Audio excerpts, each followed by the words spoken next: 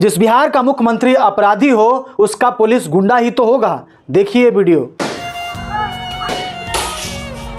खबर है कि बिहार के कई जिलों में सैकड़ों छात्रों को डिटेन किया गया और डिटेन करने के बाद नाबालिग छात्रों को बेरहमी से पीटा गया। पुलिस पर आरोप है कि इन छात्रों को अरेस्ट करने के बाद इन छात्रों पर बर्बरता की गई। इनको थाने में बंद करके पीटा गया और मारा गया।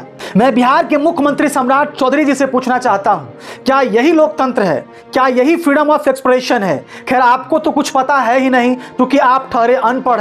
आपको कुछ नहीं पता है तो आप क्या ही बताएंगे। हमने सवाल ही गलत पूछ लिया। लेकिन जिस तरीके से लोकतंत्र की हत्या आप कर रहे हैं, इसका जवाब तो आपको देना ही होगा। इसके लिए आपको अकाउंटेबल होना ही होगा। जितना आप छात्रों के साथ अत्याचार करेंगे उतना ही आपके लिए खतरा बढ़ता जाएगा। तेजस्वी यादव ने एक बार फिर से सम्राट चौधरी जी को अल्टीमेटम दिया है। एक बार फिर से आज वार्निंग दिया और कहा है कि आज रात तक यदि छात्रों को नहीं छोड़ा गया तो पूरे बिहार के हर जिलों में आंदोलन होगा और हम लोग सड़क पर उतरेंगे और देखेंगे कि सम्राट चौधरी में कितना दम है। और तेजस्वी यादव ने सीधे तौर पर चुनौती दी और कहा इस सरकार ने छात्रों के ऊपर AK-47 से गोलियां चलवाई।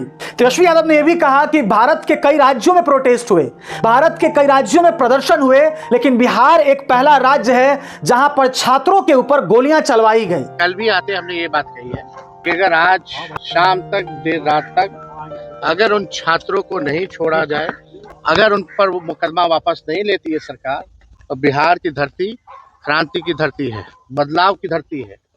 बड़ा आंदोलन हम लोग खड़ा करने का काम करेंगे। अब सवाल है कि क्या सम्राट चौधरी को जनरल डायर बनने का शौक चढ़ा हुआ है? क्या सम्राट चौधरी को लगता है कि हम अमर हो चुके हैं? सम्राट चौधरी को लगता है कि हमारी कुर्सी नहीं जाने वाली है? सम्राट चौधरी जी को मैं कहना चाहता हूं कि आपका मालिक जो दिल्ली में बैठा हुआ है, जब वो मालिक बैकफुट पर आ सकता है तो सोच कर देखिए कि आपको भी बैकफुट पर आना ही पड़ेगा।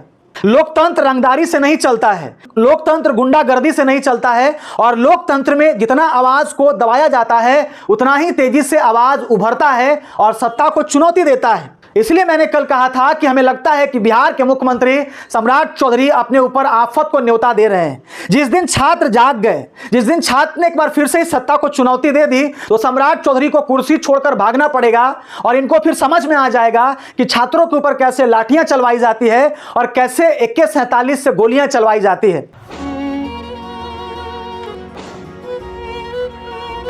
हालांकि खबर है कि सिवान में गोली चलाने वाले अभिषेक कुमार पटेल को सरकार ने सस्पेंड कर दिया है। लेकिन सवाल यह है कि जनता को दिखाने के लिए तो आपने सस्पेंड कर दिया और हो सकता है कि अगले 1 महीने बाद 2 महीने बाद आप जब सब लोग भूल जाएंगे तो उसको बहाल कर दीजिएगा। उन 3 छात्रों को क्या जिनको गोली लगी और जो छात्र घायल हो गए, जिन निहत्थे छात्रों पर आपने गोलियां चलवाई, ये तो अंग्रेज किया करते थे। और हमें तो लगता है कि जिन्होंने छात्रों पर गोलियां चलाई वो भारतीय कभी नहीं हो सकते हैं, वो देशभक्त कभी नहीं हो सकते हैं, वो अंग्रेज के बच्चे ही हो सकते हैं जो छात्रों के ऊपर गोलियां चलवा रहे थे। अब अगला सवाल यह भी है कि असली राष्ट्र विरोधी कौन है? राष्ट्र विरोधी छात्र है कि राष्ट्र विरोधी वो पुलिस है जिसने गोली चलाई? मैंने कल कहा था कि शांतिपूर्ण प्रदर्शन को उकसाने वाला कोई और नहीं बल्कि बिहार में बैठी कुछ पुलिस थे। बिहार में बैठा कुछ पुलिस था जिसने शांतिपूर्ण प्रदर्शन को उकसाया और जानबूझ करके बिहार को जलाया और जलने दिया। क्या उन पुलिस वालों पर कार्रवाई होना चाहिए कि नहीं होना चाहिए? कल हमने आपको एक पटना ईस्ट के IPS ऑफिसर के बारे में बताया था जिनका नाम शैलजा है। वो IPS ऑफिसर शैलजा ने जिस तरीके से कहा था कि until and unless they use force on us, we will not use force on them, उससे सीधे तौर पर पता चल रहा था कि जो जवान वहां पे खड़े थे, जो छात्र के सामने खड़े थे, वो जानबूझ करके छात्रों को उकसा रहे थे। तभी तो पटना ईस्ट की IPS ऑफिसर ने अपने जवानों को झाड़ा था और कहा था कि इस देश में फ्रीडम ऑफ एक्सप्रेशन है, उन्हें प्रोटेस्ट करने दीजिए, जब तक शांतिपूर्ण प्रदर्शन कर रहे हैं उन्हें हमें कुछ नहीं करना है। इससे साफ तौर पर पता चलता है कि बिहार में पुलिस ने छात्रों को हिंसा करने के लिए उकसाया, उसे डिटेन किया गया, उसके साथ मारपीट की गई, उसके ऊपर लाठी चार्ज किया गया।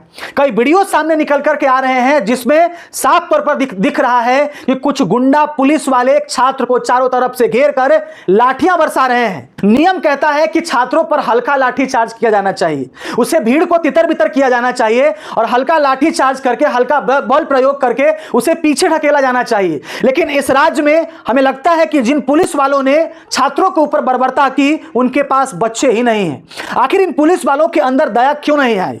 इस तरीके से छात्रों पर बर्बरता नहीं की जाती है और संविधान आपको इसके लिए इजाजत नहीं देता है। बिहार पुलिस को लगता है कि जिसने जानबूझ करके हिंसा फैलाई है, जिसने जानबूझ करके माहौल खराब करने की कोशिश की है, आपने उकसाया नहीं है, लेकिन जानबूझ करके कुछ असामाजिक तत्व के लोग घुसे थे, तो उन पर कड़ी से कड़ी कार्रवाई होनी चाहिए। क्योंकि कई बार शांतिपूर्ण प्रदर्शन में कुछ असामाजिक तत्व घुसते हैं और छात्र के आंदोलन को खराब करते हैं। वो हिंसा करते हैं और सरकार के सामान को जला देते हैं और हिंसा करते हैं। ऐसे लोगों पर कानूनी कार्रवाई होनी ही चाहिए, लेकिन निर्दोष छात्रों पर बिल्कुल ही कड़ी कार्रवाई नहीं होनी चाहिए और सरकार को उसे छोड़ देना चाहिए।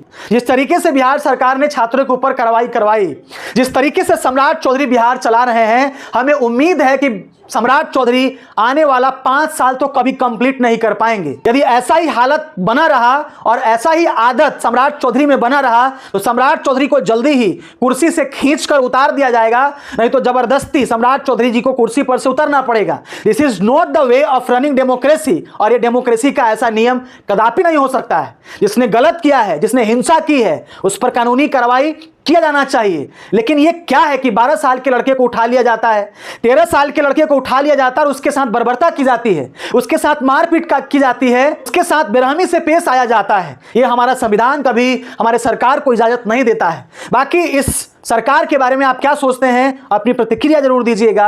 आज के लिए इतना ही। जय हिंद, जय भारत।